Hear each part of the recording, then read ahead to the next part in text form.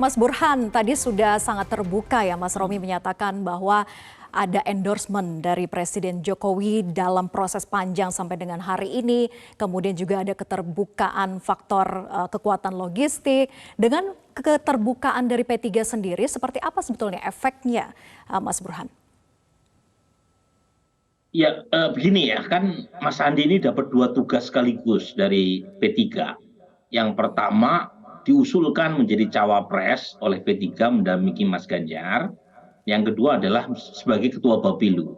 Nah, tugas yang pertama itu sangat tergantung oleh pihak lain, dalam hal ini adalah Ibu Mega. Sementara tugas yang kedua, itu tanpa atau dengan Mas Sandi menjadi cawapres Mas Ganjar, itu tugas itu sudah diberikan oleh P3 di Rapimnas kemarin. Artinya tugas yang kedua ini tidak ada faktor lain yang menentukan kecuali Mas Sandi dan elit P3 sendiri. Dan itu tidak mudah. Jadi kalau kita lihat survei hari ini, P3 masih belum aman untuk lolos parliamentary threshold 4%. Belum aman Nah, artinya padahal bahwa tiket dari Pak Jokowi ini belum tentu ampuh sampai ke tangan Bu Mega gitu ya Mas Burhan? belum tentu. Karena Ibu Mega dan Pak Jokowi ini kan bagaimanapun dua sosok yang meskipun berasal dari partai, kadangkala punya kepentingan subjektif yang berbeda.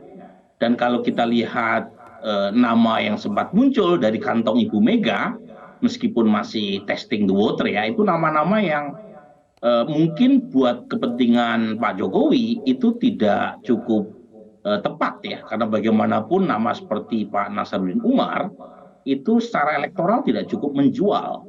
Tetapi nama itu konon dipercaya keluar dari kantong Ibu Mega, termasuk nama seperti Kiai Miftahul Ahyar. Karena kalau kita lihat memang Ibu Mega patternnya, polanya itu memilih cawapres berasal dari sosok kiai, kemudian NU dan luar Jawa dan senior.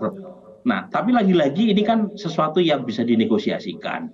Ya. Meskipun lagi-lagi kita perlu sabar menunggu, tetapi setidaknya nama yang diusulkan P3 ini belum tentu diiyakan oleh PD Perjuangan, apalagi PD Perjuangan punya golden ticket untuk bisa ya mencapreskan dan mencawapreskan tanpa harus berkoalisi dengan partai lain.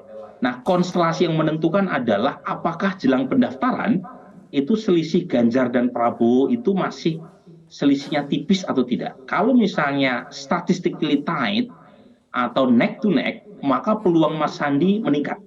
Sebab kalau misalnya selisih Mas Ganjar dan Pak Prabowo dalam margin of error, artinya cawapres menjadi sangat menentukan. Dan karenanya dicari cawapres yang punya daya dongkrak elektoral. Salah satunya adalah Sandiaga Uno.